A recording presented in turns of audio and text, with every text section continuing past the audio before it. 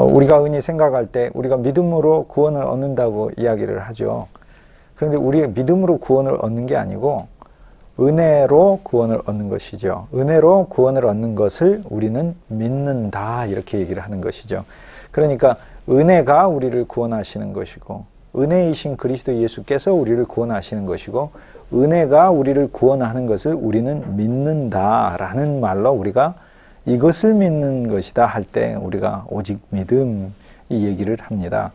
그러므로 결국에 사람은요, 자기의 믿음에 대해서도 이 스스로의 공로로 생각해서는 안 됩니다. 내가 뭔가를 믿기 때문에 내가 구원을 받는다, 그것이 아니라 하나님의 은혜가, 나의 믿음이 겨자씨처럼 작다 할지라도 하나님의 은혜가 나를 구원하신다 하는 그 하나님의 은혜가 나를 구원하시는 것, 그것을 믿는 것이죠. 그래서 오직 은혜로 구원을 받는 것이고, 이것을 나는 단지 믿을 뿐이다. 이것이 바로 오직 믿음의 핵심이 되겠습니다. 이 믿음은 우리가 로마서 1장 17절에 믿음에서 믿음에 이르게 하나니, 그렇게 이야기할 때 루터에 의하자면 이것은 우리의 기초 믿음에서 시작하여 주님이 원하시는 온전하고 아름다운 믿음으로 성장하는 것을 말을 하는데, 사실 그 믿음의 모델들이 기독교 역사 2000년에 수없이 참으로 많습니다. 종교개혁자들에게도 있었고요, 청교도들에게도 있었고요, 그리고 존 웨슬리와 그를 따랐던, 그와 함께 동역했던 수많은 사람들에게도 있었고요. 우리 한국 기독교의 초기 역사에도 믿음의 거장들이 많이 있었습니다. 그런데 그들의 믿음의 그 근원에는 하나님의 은혜에 대한 믿음이었던 것이고요, 세상을 떠난 것에 대한 믿음이었던 것이고요, 세상 영광을 추구하지 않는 것에 대한 믿음이었습니다. 2000년 역사의 모든 믿음의 사실 그 근본적인 토대는 초대교회의 믿음입니다. 제가 이 강좌를 처음 시작할 때 초반부에서 여러분에게 말씀드렸던 것을 아마 처음부터 들으신 분들은 생각하시고 떠올리실 수 있으실 것입니다. 중요한 것은 우리가 초대교회 하면 오늘 제가 드리는 여러 가지 예화들을 통해서 우리가 보듯 주님을 위해서 자기의 목숨까지도 아끼지 않고 바쳤던 사람들, 또 사랑한 사람들, 또 자선에 힘썼던 사람들, 또 박해 가운데서도 고난 가운데서도 주님을 찬송한 사람들, 이런 정도로만 기억을 하는데, 이런 외적인 측면을 보는 것이 아니라 그들이 자신들의 목숨을 아낌없이 드릴 수 있을 정도로 평소의 삶에서 이미 그들은 순교의 순간 이전에 이미 세상의 영광을 추구하지 않고 그리스도 예수만을 바라보는 그런 삶들을 살았던 것이죠. 역사의 측면에서 이제 이야기를 하자면 AD 70년에 네로 박해가 시작이 돼서 사실상 본격적인 기독교 박해입니다. 그 전에는 유대인들이 이제 기독교를 박해했고요, 로마 제국 자체에 있어서는 기독교에 대한 박해는 AD 70년에 네로 박해로부터 시작을 하게 됩니다.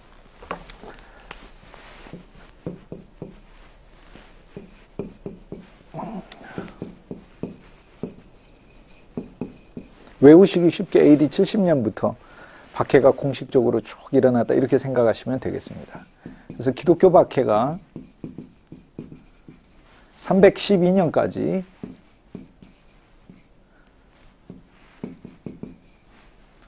이때는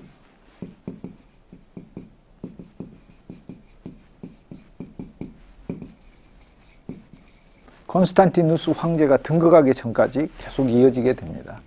한 해도 빠짐없이 박해가 일어난 것은 아니었다. 간헐적으로 일어났는데 이 중간에 한 10명의 황제들이 이 박해를 대규모로 시행을 했었습니다. 이 네로 황제 이후에 도미티안 황제도 박해를 가했었고요. 그리고 안토니우스 피우스 황제 때도 크리스천들이 박해를 받았고, 또 마르쿠스 아우렐리우스 황제 때도 박해를 받았고, 코모두스 때도 박해를 받았고, 1세기의 로마 황제들은 잔인한 학살자들이 많았는데 2세기가 접어들면서, 즉 100년대가 넘어가면서 그 세계 역사에 있어서는 로마 제국에 현명한 5 황제가 태어났다 하면서 이것을 오현제 시대라고 부릅니다. 그래서 소위 AD 2세기에, 이 중간에 들어가는 AD 2세기에는 오현제 시대다. 현명한 5명의 로마 황제 시대다 하는 게 이제 나오게 되죠. 96년에서 180년까지인데요. 이때 5명의 황제들은 이전의 황제들과는 견줄 수 없을 정도로 참으로 뛰어난 그런 정치적인 역량에서 또 사회적인 그 통치의 측면에 있어서 이런 로마의 안정을 구가시킨 그런 황제들이었습니다. 그런데 심지어는 세상적으로 뛰어난 황제들의 이 시대에서조차도 크리스천들은 박해받았었습니다. 특히 마르쿠스 아우렐리우스 황제 때, 안토니우스 피우스 황제 때 기독교의 위대한 믿음의 사람들이 이제 순교를 하고 또 순교를 하지 않는다 하더라도 재산은 몰수당하고 성경은 다 빼앗기게 되고 많은 이들은 이제 동굴 속으로 숨어들거나 야산에 들어가거나 정상적인 직업을 가질 수가 없었습니다. 그리고 이 시기에 있어서는 예수님을 믿는 것은 오늘날 우리가 어떤 기도를 하면서 내가 예수님을 믿어서 어떤 세상에서 명예와 권력과 부를 더 많아지는 그런 것을 소망하는 마음이 사람들마다 신자들마다 처음 예수 믿을 때 갖고 들어오고 예수님을 계속 믿으면서도 그런 생각을 가지고 있는데요. 이 시대 때는 사실 예수 믿는다는 것은 그런 것을 오히려 잃어버리는 것이었습니다. 그러니까 관직에 있어도 관직에서의 자기의 삶을 예수 믿는 것 때문에 언젠간 박해가 와서 이런 것을 잃어버릴 것이라는 것을 미리 아는 것이었죠. 그리고 180년이 끝나고 나서 이제는 그 septimus severus 황제가 이제 등극을 하게 되면서 이 200년대 초반에 세베루스 가문이 로마의 황제위를 차지하게 되는데 이 가문에서 나오는 후손들이 몇십 년 동안 계속해서 황제가 됩니다. 이때도 박해를 합니다. 그래서 septimus severus 치하에서도 박해가 있었고요. 특히 250년경에 데키우스 황제 때 큰 박해가 또 일어납니다. 근데 가장 마지막으로 크리스천들을 괴롭힌 것은 285년에 로마의 황제가 됐던 디오클레시안이었습니다.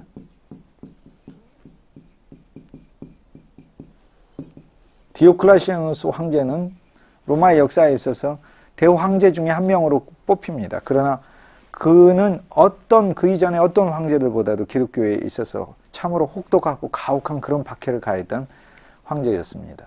그래서 이 황제들이 기독교 박해에 있어서 주도적인 이 역할을 했었고 그 악명을 남긴 그런 황제들이 이렇게 얘기할 수 있습니다. 근데 이 모든 박해들은 AD 312년에 컨스탄티누스 황제 때 그가 황제가 됨으로써 이제 이 박해들은 이제 종식이 되는 것이죠.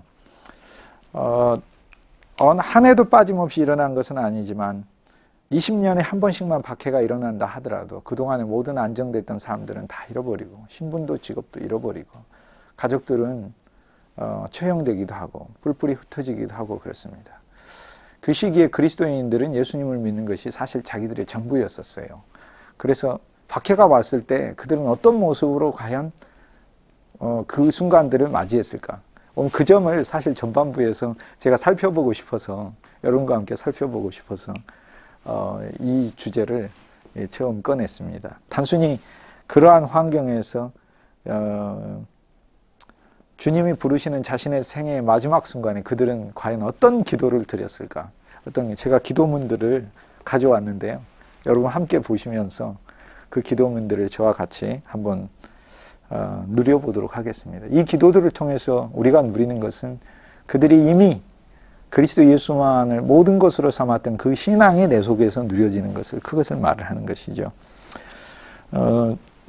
순교자들이 한꺼번에 이렇게 몰려 나왔을 때 그때 이 순교자들은 그 마지막 그 순간에 신앙을 부인하는 게 아니라 오히려 자기의 기도로서 신앙을 증거하는 것이죠. 그래서 순교자라는 말 자체가 증거자라는 말과 같은 말인 것이죠.